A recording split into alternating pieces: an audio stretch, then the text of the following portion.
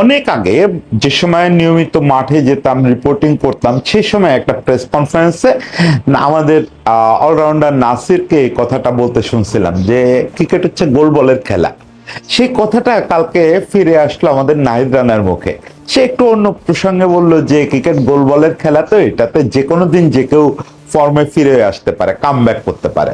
তো এই কথাটার মধ্যে একটা দারুণ সারল্য আছে, একটা কিউট ব্যাপার আছে। এই জিনিসটা আপনি দেখবেন যে আমাদের ফাস্ট বোলারদের একটা ইউনিক বৈশিষ্ট্য, যে আমাদের ফাস্ট বোলাররা খুব কিউট, খুব সরল এবং নম্র স্বভাবের হয়, জনা দুই ব্যতিক্রম ছাড়া।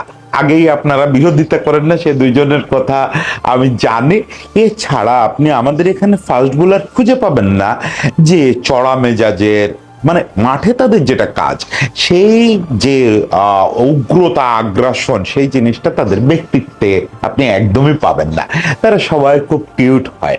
এই কিউটনেস আসলে কি প্রুভ করে?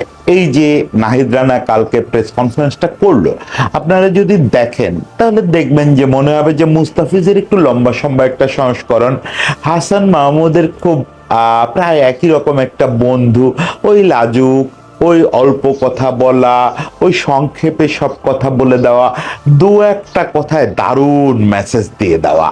এই যে ব্যাপারটা এদের, এই তারুণ্যে এদের এই যে চরিত্র থাকে, এইটা আসলে আমাদের কি বলে, সেই জিনিসটা আজকে একটু আলোচনা করতে চাই, নাহিদ রানাকে ধরেই আলোচনাটা করতে চাই।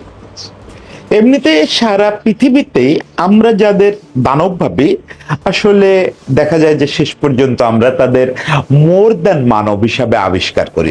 সেই ছোটকালের ক্যাসপার নামের ভূতটা থেকে শুরু করে এই যে আমার খুব প্রিয় চরিত্র সুলে, মানে সুলিভান, ওই যে মনস্টার ইনকর্পোরেশন বা মনস্টার ইউনিভার্সিটির সুলিভান, বা জন ডালের সেই জেন্টেল যে দানবটা, এরকম অনেক ক্যারেক্টার তো আমাদের সামনে আসছে, যারা হচ্ছে আসলে ভূত, কিন্তু খুব কিউট ভূত। এটা মানুষ খুব মজা পায় এবং রিয়েলিটিও কিন্তু তাই। আপনি যদি পৃথিবীর দিকে তাকান তাহলে দেখবেন পৃথিবীতে সবচেয়ে বেশি উগ্র মেজাজি কাদের হওয়ার কথা? ক্রিকেট পৃথিবীতে অবশ্যই ফাস্ট বোলারদের। কারণ ফাস্ট বোলারদের তো এখানে সবচেয়ে বেশি আগ্রাসনটা দেখায়, গতির ঝড় তোলে, প্রতিপক্ষের ব্লাড চায়, তারা বলে যে আমি ব্লাড দেখতে চাই। আসলে কি তাই? আসলে আমি ওই লিলি থমসনদের যুগটার কথা একেবারে নিশ্চিত করে বলতে পারবো না, কারণ ওই সময় ওই ডাব্লিউডাব্লিউইর মতো একটা মুখোশ পরে থাকার ব্যাপার ছিল, যে ওনরা মাঠের বাইরেও মেজাজ ধরে রাখার চেষ্টা করতেন। ওটা আমার ধারণা খানিকটা অভিনয় ছিল। তা না হলে পরের দিকে এসে লিলি কি করে এত জনপ্রিয় একজন কোচে পরিণত হলেন, বা থমসনের কথা আমি ঠিক জানি না। ওই জেনারেশনে অনেকে তো পরে মানে মানুষের সঙ্গে খুব ভালো মিশতেন, কিন্তু আমরা যাদের দেখছি ফাস্ট বোলার হিসাবে, তারা যে মাঠের বাইরে কত ভালো মানুষ, কত ভালো মানুষ। ধরেন এই মানে একবারে রিয়েল স্পিড স্টার যদি বলি, শোয়েব আখতার, ব্রেটলি, দুজনকে স্রষ্টা সৌভাগ্য দিচ্ছেন খুব কাছ থেকে দেখার। এত জেন্টেলম্যান, এত জেন্টেলম্যান, ব্যবহারের কথা বলতেছি, আচার আচরণের কথা বলতেছি। এছাড়া ওয়াসিম আকরাম, ওয়াকার ইউনুস, গ্লেন ম্যাকগ্রা, যার কথা বলবেন, ওয়ালস অ্যাম্ব্রোজ, ও মাই গুডনেস, কি অসাধারণ দুই ভদ্রলোক।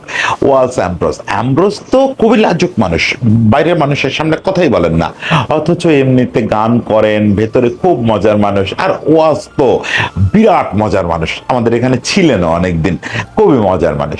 তো যাই হোক, এটা ফাস্ট বোলারদের কিন্তু ওয়ার্ল্ড ওয়াইড একটা ফেনোমেনা, যে খুব কিছু বিরল ব্যতিক্রম ছাড়া তারা মূলত খুব ভালো মানুষ হয়, মানুষ হিসাবে ভালো হয়।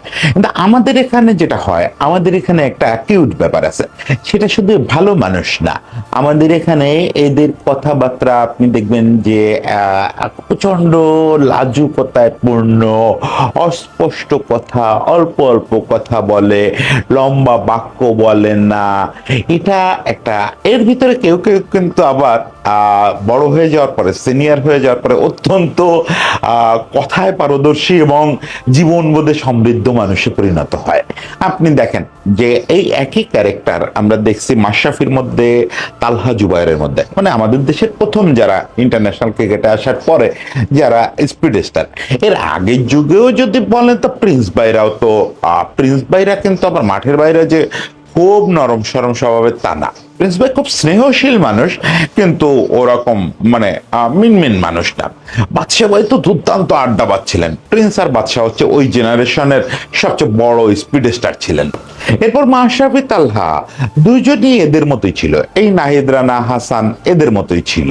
কিন্তু পরবর্তীকালে আমরা কি দেখছি, মাশরাফির মতো বাগ্মী, মাশরাফির মতো কথায় মাথায় ফেলা এবং মাশরাফির মতো জীবনবোধওয়ালা মানুষ এ তো বিরল। আবার তালহারে আমরা দেখছি যে সে কথা দিয়ে মুগ্ধ করে ফেলতে পারে। আমি তালহা বা মাশরাফি আমার বন্ধু স্থানীয় বলে না, আমি তালহার ইন্টারভিউ করতে গিয়েও দেখছি, তালহার একটা ইন্টারভিউ করছিলাম এর মাঝখানে। বা তালহা যখন যেখানে কথা বলে আমি দেখি ওর মতো গোছায়, ওর মতো সুন্দর করে পেস বোলিংটা বোঝে, আধুনিক ক্রিকেটটা বোঝে এবং বুঝাতে পারে এমন লোক তো হান্নান ভাই ছাড়া এই সময় আমি খুব একটা দেখি না। তো এই বিবর্তনটা আবার পেসারদের হয়। কিন্তু এই বয়সটায়, এই যে তারুণ্যের এই শুরুটায় এরা সবাই কেন এরকম থাকে? এই আমাদের শফিউল ছিল, শফিউল কথা বলতে চাইতো না, শফিউল খাবার খাইতে চাইতো না। সেটা নিয়ে সুব্রদা তারে খুব তার সঙ্গে খুব দুষ্টামি করতেন যে শফিউল আপনি তো মোটা হয়ে গেছেন মনে হয়। সে খুব লজ্জা পেত, ভাই কি বলেন, দাদা কি বলেন, মানে ও সব মিলে এত কয়টা খাবার খায়। শফিউল লজ্জায় কথা বলতে চাইতো না। শফিউল পরে খুব টুকটুক করে কথা বলতো। তারপরে ধরেন এই জেনারেশনটা আপনি যদি দেখেন, এই জেনারেশন না আরেকটু আগে থেকে যদি দেখেন, তাসকিন মুস্তাফিজ দুইটাই এত লাজুক ছিল। তাসকিন তো এখন খুব এই পেসারদের নেতা, ফলে তাসকিন এখন চটপটে হয়ে গেছে। তাসকিন খুব লাজুক ছিল এই বয়সে এবং কথা বলতে চাইতো না। তারপরে আপনি যদি আসেন মুস্তাফিজ, মুস্তাফিজ তো এখনো পর্যন্ত কারোর সামনে খুব একটা কথা বলে না, কিন্তু তার ওই লাজুকতাটা, মানে যে টাইমটার কথা আমি বলতেছি ওই টাইমটা নেই, সেটা কাটায় ফেলছে। এরপরে এখন দেখেন হাসান, নাহিদ রানা, তানজিম সাকিব একটু বাদ রাখতে হবে এখান থেকে। আমি যে জায়গাটা যেতে চাচ্ছি, আমি তো একটা প্যাটার্ন বের করতে চাচ্ছি, সেই প্যাটার্নে বুঝবেন যে তানজিম সাকিব এই প্যাটার্নে পড়বে না। এভাবে আপনি ফাস্ট বোলার দেখতে থাকেন, খানিকটা শরীফুল বা এরকম যারা আমাদের আশেপাশে আছে, এখন ইয়াং সেট আপটার দিকে দেখেন, সবগুলো ফাস্ট বোলার ওই প্রচন্ড লাজুক, নিজের কাজটা ভয়ানক ভাবে করতেছে মাঠে গিয়ে, কিন্তু যখন মাঠ থেকে উঠে আসতেছে তারা লাজুক, ড্রেসিং রুমের ভিতরে ঢুকলে আবার মজায় অংশ নিচ্ছে এবং খুব বিনয়ী, খুব ভদ্র নম্র। এর কারণ কি বলেন তো? এই কমন ফিনোমেনা, কমন প্যাটার্নটার কারণ কি বলেন তো? বলেন তো তানজিম সাকিবকে থেকে কেন আলাদা রাখলাম? কারণ হচ্ছে যে এরা আসলে বাংলাদেশের যে সারল্য, সেই সারল্যকে ধারণ করে। বাংলাদেশের কৈশোরের তারুণ্যের যে সারল্য, সেই সারল্যকে ধারণ করে। এবং সেটা আমি ঢাকাকে বলতেছি না, মানে ঢাকায় বসবাস করি, ঢাকার বাতাস খাই, ঢাকারে কেন ছোট করব, কিন্তু ঢাকার